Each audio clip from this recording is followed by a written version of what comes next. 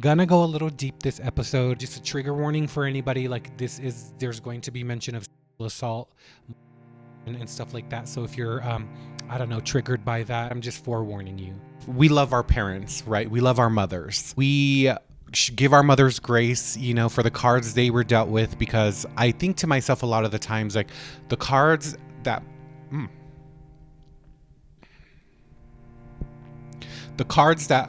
our mothers were dealt, they did the best that they could. Hello, everyone, and welcome back to the Casualtea Podcast. I'm your host, CreditKona, and today we have a roller coaster of an episode, so I'm glad you guys are listening. Speaking of that, I recently shared, if you guys follow me on Instagram at CreditKona, I shared the demographics of the Casualtea Podcast, breaks it down on what platform you guys are listening to, and also where you guys are from. And so in the United States, Utah is my number one state, 50%. The next is California, the next is Texas, and I think the fourth is Colorado. Of course, there's many other states in there that I'm like, wow, like how the hell did somebody over there in Montana like find my ass? You know what I mean? Probably from Instagram. But like speaking of like in the world, number one is the US, of course. Number two is New Zealand. New Zealand's actually a pretty big chunk of that. So if you guys are listening from New Zealand, thank you so much. Okay, no, that was such a failed attempt. Oh my God, I'm sorry if I offended anybody. New Zealand is actually on my bucket list to go to. But anyway, third is Australia. Okay, let me stop right now. And but we have like Japan in there. And so I don't know who the hell is listening in those countries. Fiji also. But thank you again from the bottom of my heart. Thank you for listening and showing support. Along with that, you guys are heard. I posted an episode. I first started this podcast obviously to share other people's story and to interview other people so we can learn from their journey and learn from their story or learn from their struggle. But I quickly realized, I think I mentioned this on my past podcast, that you guys really like to hear from me. So I'm making some adjustments to the Casualtea Podcast, and majority of the show is going to be me. I realize that now I should be a little more specific about who I have guests on, like I shouldn't just have a guest on because, you know what I mean? And part of the reason I actually thought I was going to do that and have guests on every episode is because literally, you guys, I always said I could not like carry a podcast show by myself. I'm like, what the hell am I going to talk about? Are people going to be interested? Are people going to be bored? Like, I don't feel like I can carry a podcast by myself. But you guys have quickly shown me and told me, I hear you guys, trust me, I read the comments, that you guys actually look forward to episodes where it's just me. And so thank you for giving me the confidence and letting me know that I can carry an episode by myself. And that's exactly what I'm going to start doing. The stats for when I have guests are not as high as when it's just an episode by myself. And obviously, I'm not just doing this for the numbers, but I also want to produce things and put out content that you guys enjoy. And you guys enjoy me, and I'm going to keep it that way. So obviously, there's still going to be guests on, but I'm kind of changing gears a little bit. I'm going to go a little deep this episode. Just a trigger warning for anybody. Like there's going to be mention of sexual assault and stuff like that. So if you're triggered by that. Is that a liberal word? If you get upset by that, I'm just forewarning you. Been in a dark place for 2 weeks, and I feel like I just have to share this journey because I know a lot of people can resonate with this. I posted a little bit on my Instagram story about me finding out about some information, and the amount of people that reached out to me, just resonating with things I said, even though I was very not descriptive and just kept it very vague, was like, okay, I should probably release this information, and obviously a therapist or talking to someone is a place to do that, but I don't have a therapist, and I just find great release in speaking, whether it's to a friend or whether it's to the camera, and I'm choosing to do this on camera.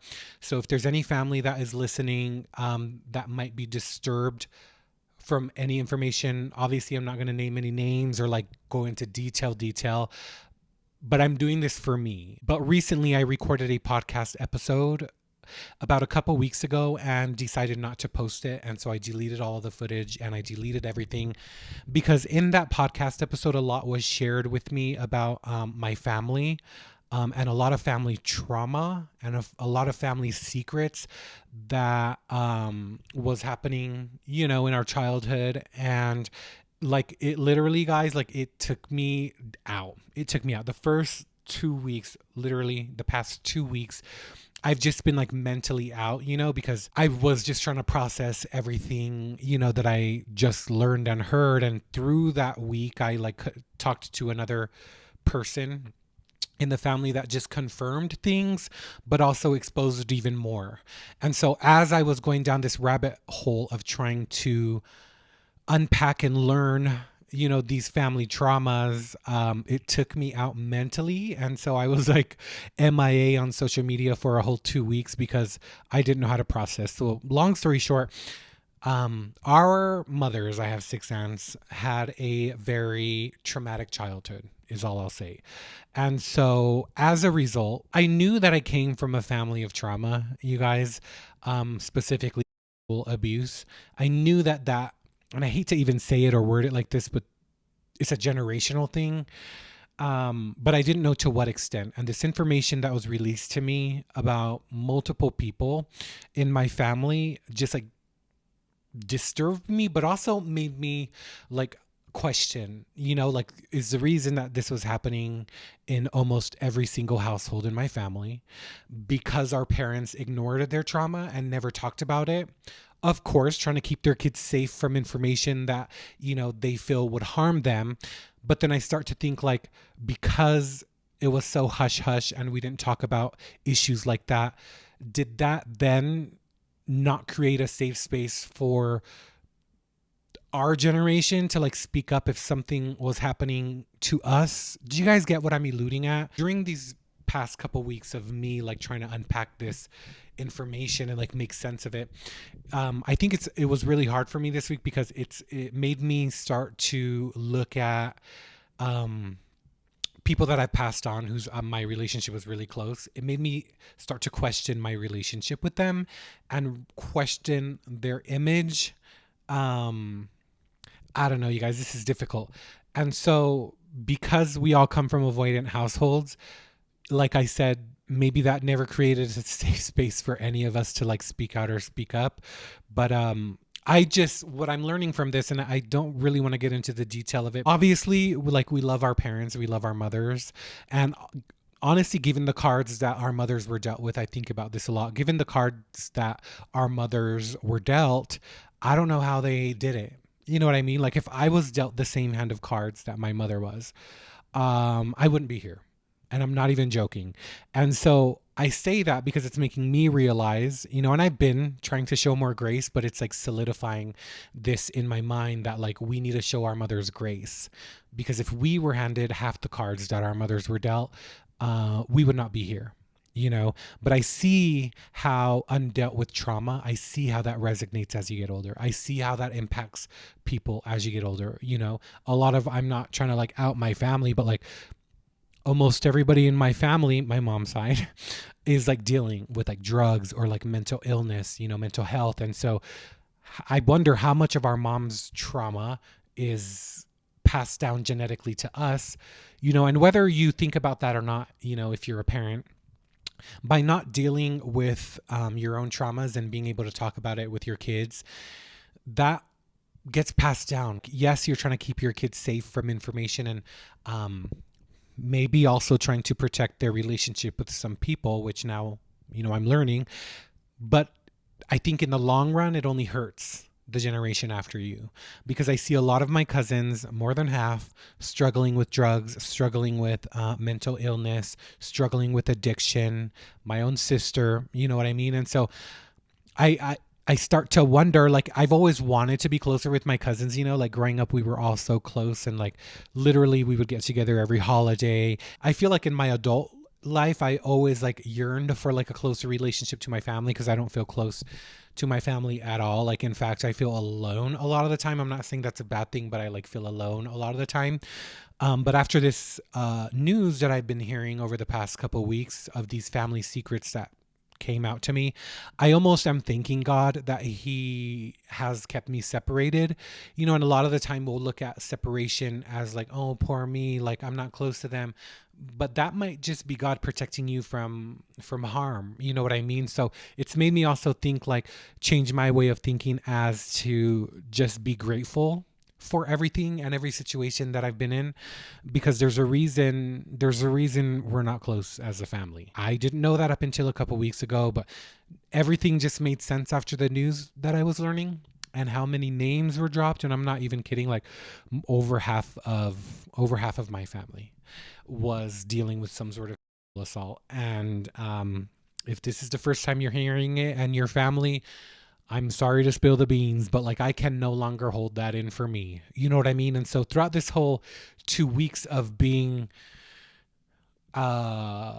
withdrawn and literally just like trying to process this information, it's been really testing for me spiritual wise, like with God. And so I opened my Bible after 2 weeks because I wasn't in my Bible. I was literally like mentally sick, I swear to God.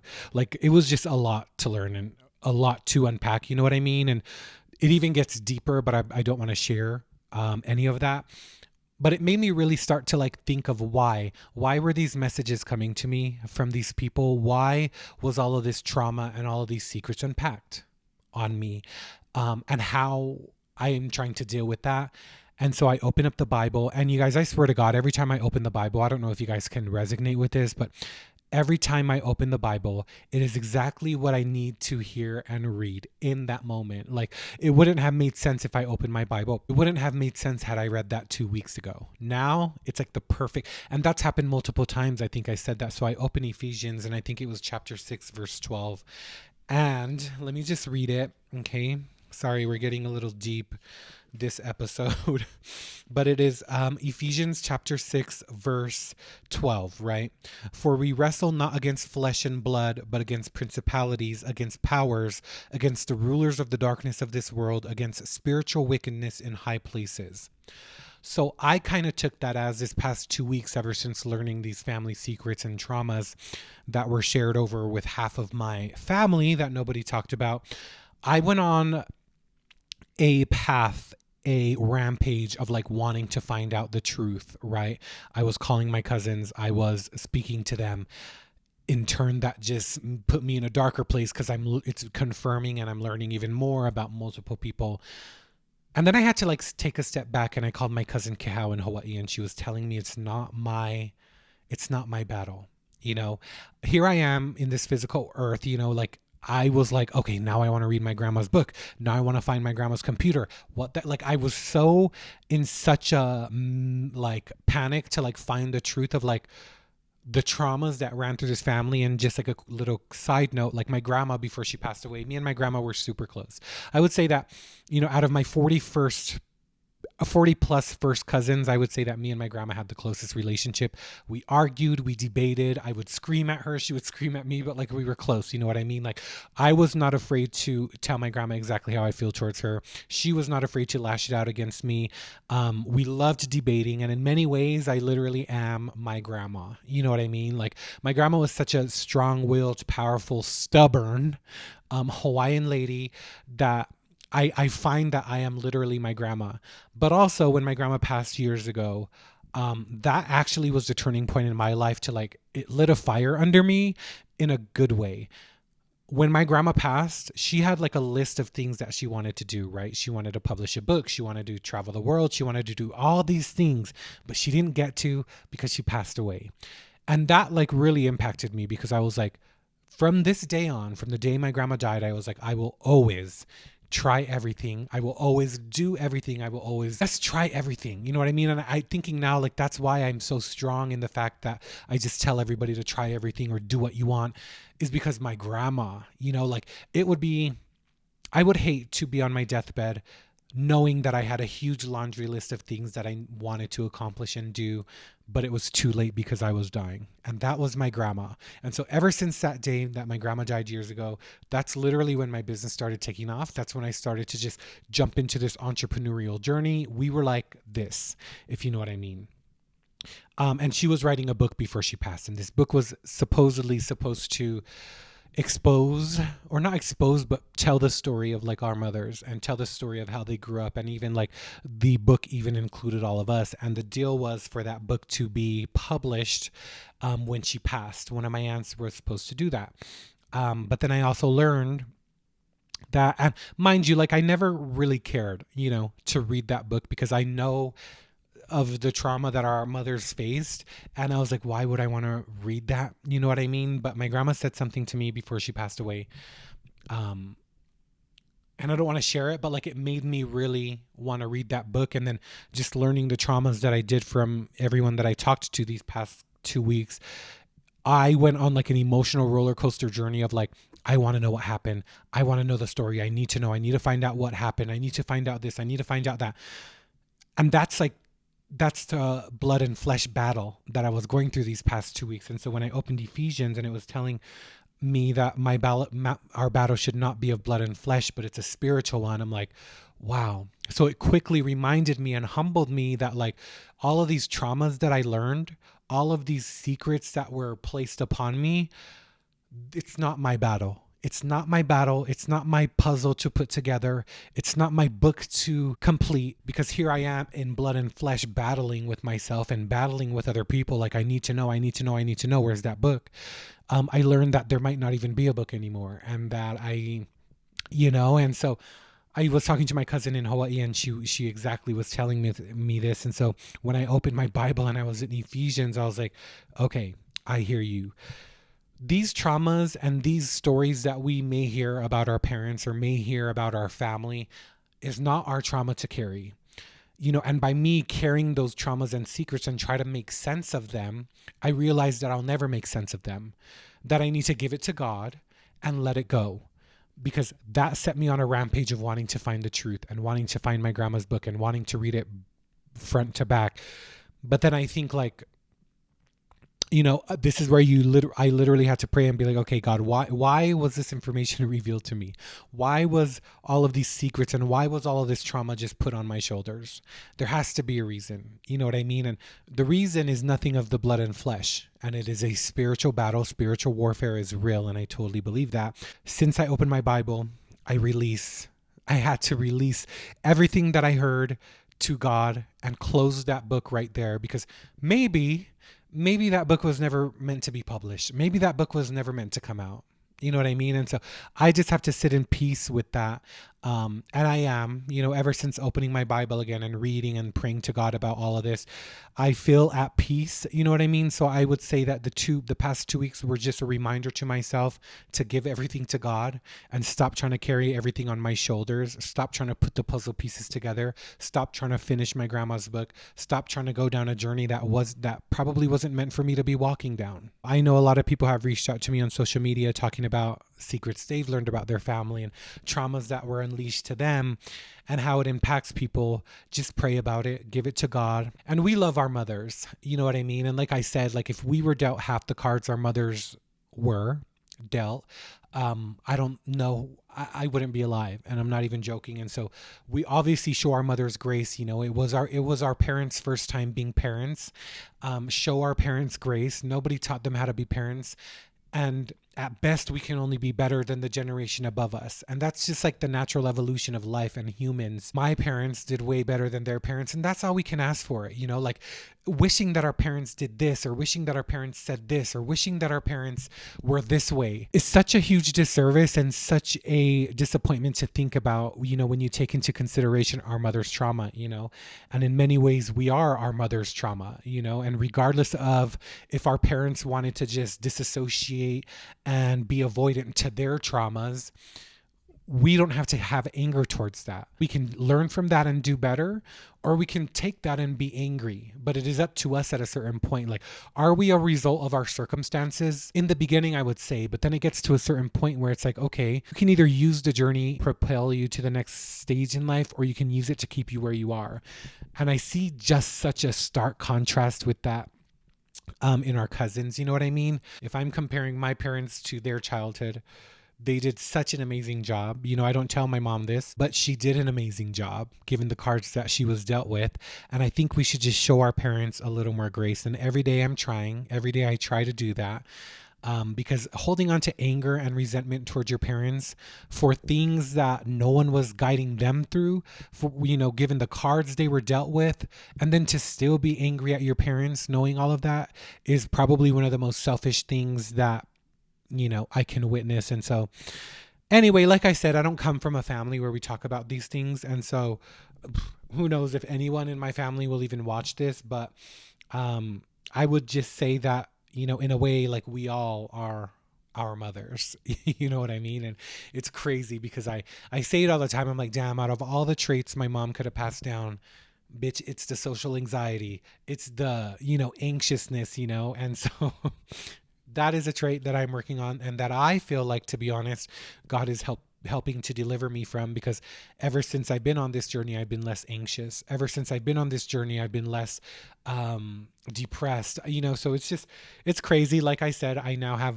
God walking by my side. And so that is just like part of my testimony that I just wanted to share a little bit.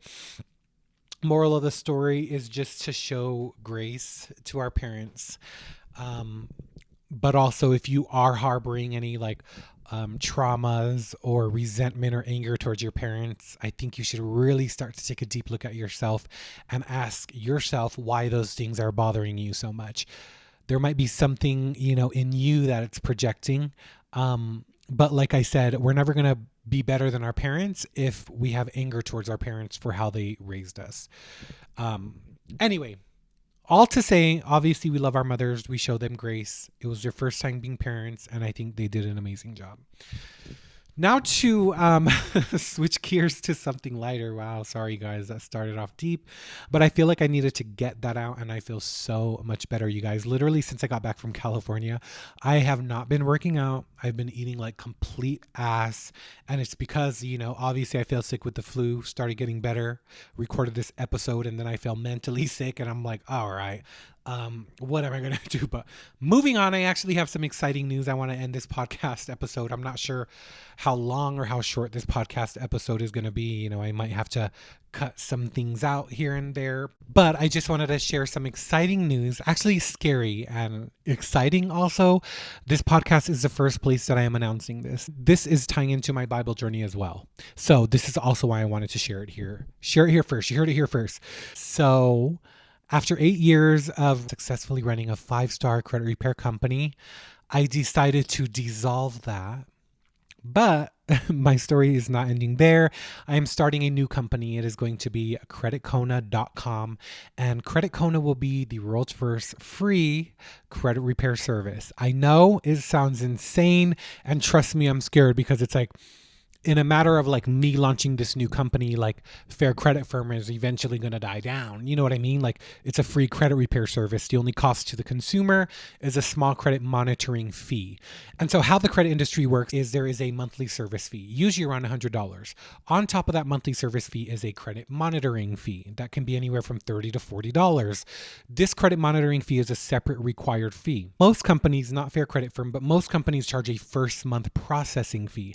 That can be anywhere from $100 to $500 per person. The cost of owning a credit repair company, very small. That number is very small in compared to what the consumers are paying. And so I struggle with this even throughout the past couple of years of my businesses, because I'll be having to turn people down because they can't afford $100 a month, or technically $130 a month because they have to pay for credit monitoring. And sometimes, you guys, I do have to confess, sometimes I do feel a little like immoral that I'm turning people down for a service that I know the true cost of. And a lot of the cost of owning a credit repair company, to be honest, is the overhead, is the office, is the building, is the material things, is the affiliate fees that we're paying out to our loan officers, not our loan officers, that's illegal, but our affiliate fees that we're, paying out people who refer us clients. And so a lot of the credit repair process's price is literally inflated just because of those things, the overhead.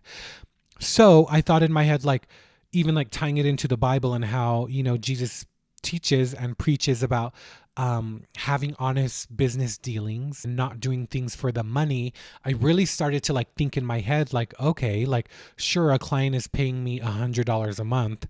It's costing me just a fraction of that to actually do the work. why am I overcharging that much? Why are we as an industry overcharging that much? You know what I mean? So a thought occurred in my head. Why don't I come out with CreditKona.com, the world's first free credit repair service?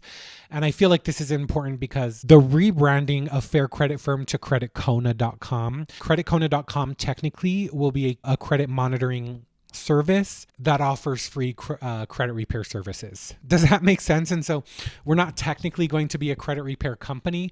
We're going to be a credit monitoring company that repairs your credit for free. So the only charge to the client is a small credit monitoring fee. And that's it. And it just simplifies the process for not only the client, but also for like our team as well. Because we're not having you, pay us a monthly fee and then pay the credit monitoring a monthly fee and signing up with two separate companies. We're simplifying the process. You're just signing up with CreditKona.com, paying the credit monitoring fee, and boom. That's it. And the credit monitoring fee is literally less than half of what we're charging now. I am officially starting that. CreditKona.com will be up and launched probably next week. There will be a waitlist for CreditKona.com. It'll be the world's first free credit repair service. And I just have such a good feeling about this. I've prayed about it multiple times over the past month. Actually, over the past couple months, I've had this idea, The only thing that kept me from doing it is my baby, Fair Credit Firm. I started Fair Credit Firm 8 years ago. I built that company into a 6-figure company. At my highest, we were bringing in $500,000 a year. And I was so fucking proud of myself. Like, holy crap, I did it. This is my baby. We're all 5 stars on Google, on Trustpilot, so it's my baby, of 8 years. But one thing about me is I never want to be stagnant. And to be honest, I kind of felt like I was stagnant in my business. Sure, it was still doing great, but there was no progress. I don't know how to explain it, but I feel like CreditKona.com is just going to be the new modern way of repairing your credit. It simplifies the process, and I feel that everybody deserves the opportunity to repair their credit without the financial burden, because I also think these people that have not so great credit probably also are not in the greatest space financially in their life. So who are we charging them our overhead? That really shouldn't fall on the client. And so I'm taking out all the middlemen of the credit repair industry, and I'm simplifying the process with one small payment every month, credit monitoring fee, and repairing credit for free. My conscience is going to be so much more clear running my business with this type of business structure rather than having people pay $100 to $140 a month just for something that costs me a decimal fraction of that. Anyway, all in this to say, I'm trying to be more like God and have honest business dealings. And of course, I pride myself in saying we were one of the best credit repair companies out there, Fair Credit Firm. It actually bugged me how the credit industry has such a bad reputation for consumer abuse stemming back all the way to the 90s. Things that I've learned in business, you guys. Number 1, don't listen to family. Number 2, don't hire family. Okay. I get told all the time, oh my God, your parents must be so proud of you. And honestly, I'm not sure they are. Like I said, I don't come from a family where we express that stuff, and those words have never come out of my parents' mouth, so when people say that, I'm like, they might be, I'm not sure. I've never heard it. And it's not like I need to hear it, because at this point it's I know that I'm doing good, and I'm not seeking happiness or validation through anybody but God. But prior to that, I was oh, okay, well, yeah, sometimes a lot of the time in the beginning of my business, to be honest, I felt invisible. I felt invisible starting my business. And it wasn't until I started to buy material things. I bought a Range Rover, a full-size Range Rover. That thing was my baby. It wasn't until I started to buy material, worldly possessions that I saw people's attitudes towards me change in my family. Oh, maybe he is making it. Oh, so many comments of oh, wow, you're doing good now, aren't you? But in my head, I was bitch, I was doing good years ago. But just because I was driving a Volkswagen Beetle, you know what I mean? It shouldn't be like that, but that's how the world is. And so in a way, I felt in the beginning of my business, I was almost seeking validation with me buying new cars and me having nice things as a way to prove to my family that I am doing good. But, ever since I've been on this journey, like I said, I seek no validation from anyone anymore. And like the things, like I don't even care about material things anymore. I don't even care about people's opinions about me or what they think about what I'm doing. Like all that I care about is what God thinks. And God says I can do it, so I will. So a lot of the time, we might think we have good intentions for the things that we buy or the things we're doing. But if you really like start to self-reflect and start to unravel why you actually do and buy the things you did, I, at least for myself, started to realize that in a way I was almost doing those things for validation. And I've spoken about this, a little bit before. But now I'm at a place where like I could care less about designer bags. I could care less about name brand items or high-end cars. Like I honestly could care less, and as I continue my journey of entrepreneurship, and do it with God walking by my side, I'm clearly seeing how he's showing me how to have honest business dealings and ways to go about business where I'm not flaunting or flashing or charging extra just so I can buy a nice bag.